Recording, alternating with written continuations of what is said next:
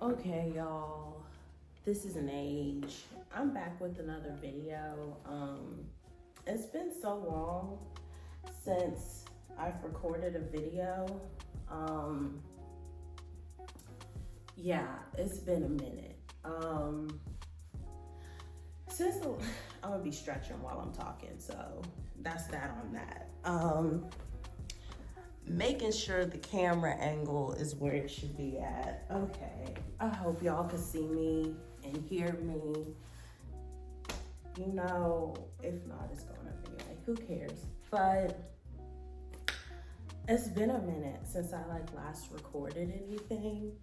And so the last clip was of me in the car being excited. No, wait. It was me cutting my hair. That's what the last clip was about. Okay, so I've been in my apartment. It is now December 24th, Christmas Eve. I've been in my apartment for, I guess, 4 months now. I love it. My church members, they donated a sofa and this table right here.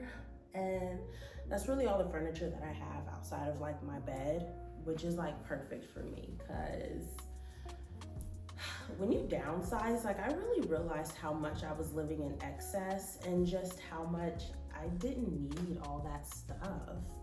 I didn't need all the stuff. I live so well, with minimal stuff. You know what I'm saying? So that's basically been that. I love my apartment. I had a 30th birthday in November. Yes, your girl turned 30.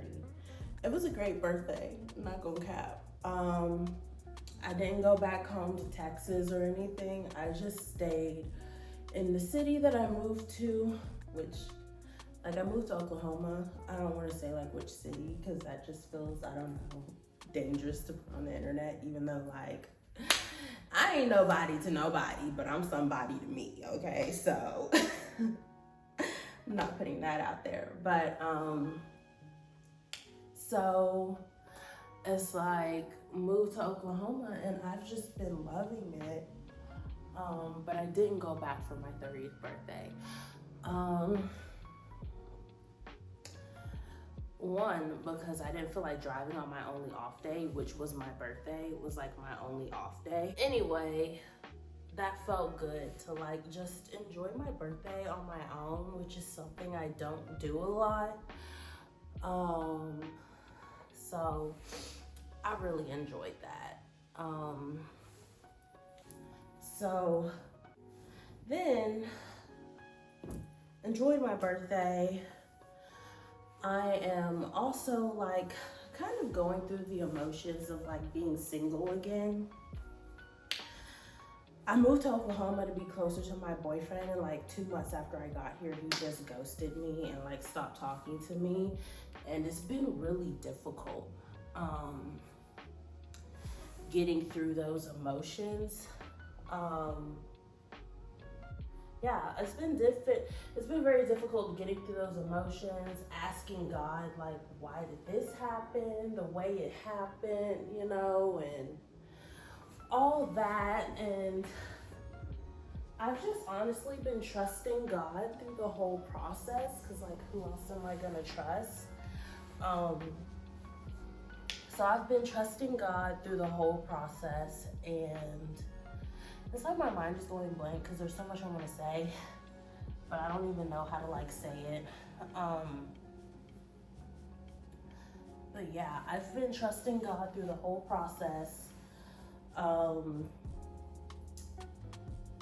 Because it's been hard, but I realized that thankfully I did not, even though I moved to be closer to this person, I did not build my life around this person. I have my own apartment, got my own job and everything like that. And so God used him for when I needed it. And then it really just felt like God removed him. And that's how I'm choosing to see it. I'm choosing to see that God removed something that I no longer needed. Because I hate the thought of thinking that another human being had any type of control over my life. when like God has control, you know? And so God has the utmost control, and I just choose to believe that God removed him for a reason. And, you know, I don't know what that reason is. I really don't. And I asked God, like, what the reason was, like, what's going on. And, you know, I just kind of I get two things. I get silence, and then I get focus on yourself. I get silence and focus on yourself. Like, so it's been about, let's see, it happened at the end of September. So about 3 months, I guess, of just going through the emotion of it all. I've been through worse heartbreak than this, honestly. Like, I've been through divorce, hurting someone in that way.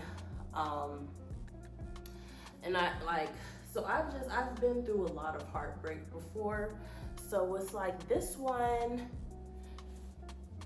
felt a little different. One, because I've never been ghosted before. So that felt different. And I would just be real authentic with y'all. Like, so I hadn't talked, like when it first happened, I hadn't talked to him in like 5 days. And then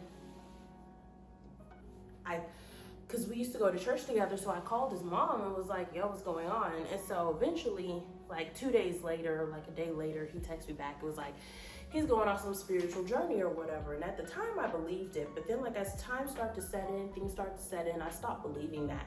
It started to feel like a lie. And now I'm at the point where I'm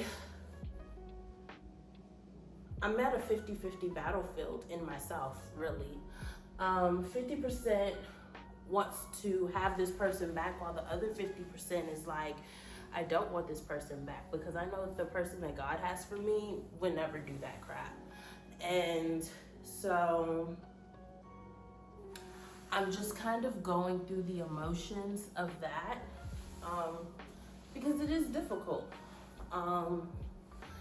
And I guess it's difficult because it felt like this was someone that I prayed for. Like, I prayed for, specifically my prayer was, I prayed for a godly man. That was it. Like, there was no list. There was no, oh, he gotta have this, and that. Like, no. It was, I'm praying for, like, God, send me a godly man who is chasing after you like I am. Period. There was no extra nothing. And so when it felt like I had found this person, or that God brought me this person, I think that's why it hurt more when they were just like taken away or they left, like, however. I think that's what made it hurt the most, because it's like, I pray for this godly thing or person, so like, why would God take them away? And so, but it also reminded me that God brings and takes who he wants. I've been reading the book of Isaiah for a while. In my quiet time, I read Isaiah, but when I'm at work, I also read my Bible, like on my lunch break, and that's when I'll read like different like verses and stuff like that. But like in my quiet time, I've been reading Isaiah, and you know, I'm on Isaiah 23, I want to say chapter 23, and there's a lot of oracles going on, and there's a lot of things of where God is bringing like civilizations, like he's bringing civilizations down, like for a period of time, like 3 years, 70 years, you know, and but also bringing down like civilizations like for a lifetime, like that civilization will never be rebuilt. And then he's also bringing up people too, bringing up civilizations. And so it made me realize that, yeah, I may have prayed for this man, but at the end of the day, I don't have ownership of this person. I don't have ownership of the person. I didn't have ownership of the relationship, and God can bring and take whatever he wants. And it also helped me to realize that God has always been my constant. Like, it don't matter who God has brought into my life or taken away, like God has always been there. And so for me, it just helped me realize that whatever I pray for, I can't hook my emotions. Well, I can hook my emotions, but it's like, I can't rely on the thing that I prayed for more than I'm relying on who I'm praying to. And I think that's what I was doing. I was relying more on the relationship than I was on God himself. And I think, like, seeing that now, I see that, like, God is the constant in my life. And just as I was praying to God and reading my Bible and everything and being in God's presence when we were together, I did that even more, like, as I was moving up here and being in that in-between. And now I'm in the in-between of, like, these emotions, and I'm still relying on God and allowing him to move me forward, you know what I'm saying?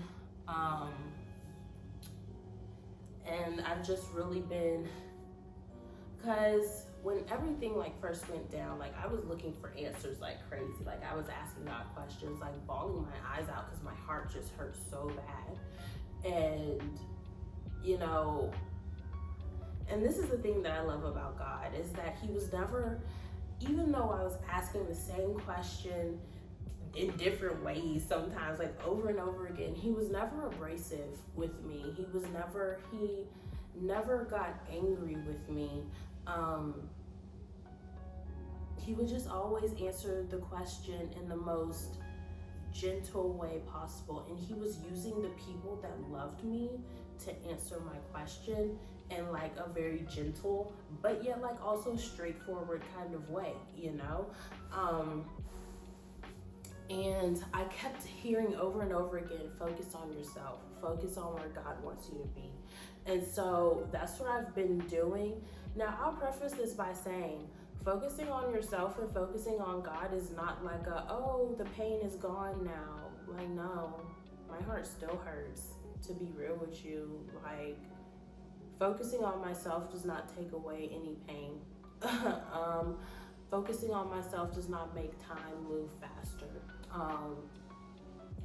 You know, focusing on God, even I've realized it doesn't get me all the answers that I wanted, but it does get me closer in relationship with him.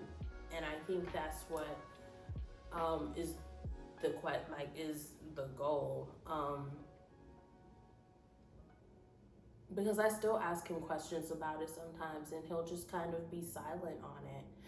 And I have to use an extra amount of faith and know that God knows what I'm looking for when it comes to a romantic relationship. And, you know, he'll know when I'm ready for it, and he'll know like who that person is. And right now I'm really working on, I'm letting go, I'm doing my best to let go of the expectation of what that person may look like, what they may make me feel like. So I'm doing my best to let go of expectation, doing my best to let go of what I think life will look like with this person even. So I'm doing my best to let go in that area. Yeah.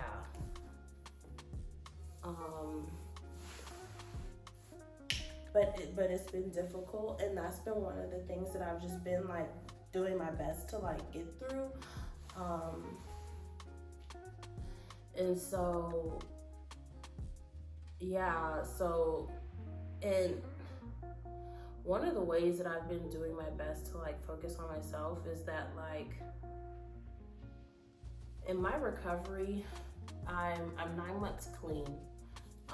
So I'm really excited about that. I hit 9 months this month, December 6th. So I'm 9 months clean, and I'm on step 3 in my recovery. I'm working step 3, answering the questions, getting really in depth. And one of the steps is, the step that I'm on is making that decision to turn my will and my life over to the care of God as I understand him. And for me, that meant turning over, because like, I like to try to control things, but like with my thoughts, like thinking like, oh, if I think about this long enough, it'll somehow like manifest in my life, you know? And but I've also learned that you can manifest over something for a long time, but if it's not in God's will, baby, it ain't gonna happen. So it's like either it's in your will or it's in his will. And I've recognized that my self-will has got me into a lot of trouble. And it's God's will that has gotten me out of that trouble and into better situations. Now that doesn't mean that God's will doesn't have pain, because like I do believe that God uses necessary pain to like grow us and mold us. And also, like, this is a closer to the first video because like my camera cut off and I didn't know it had cut off, and I was really upset and I felt really defeated, and I was like, I don't even want to upload a video anymore. But you want to know what? Maybe what I said was just for me. So this is a closing to that video. Thank you for watching, and like, comment, and subscribe.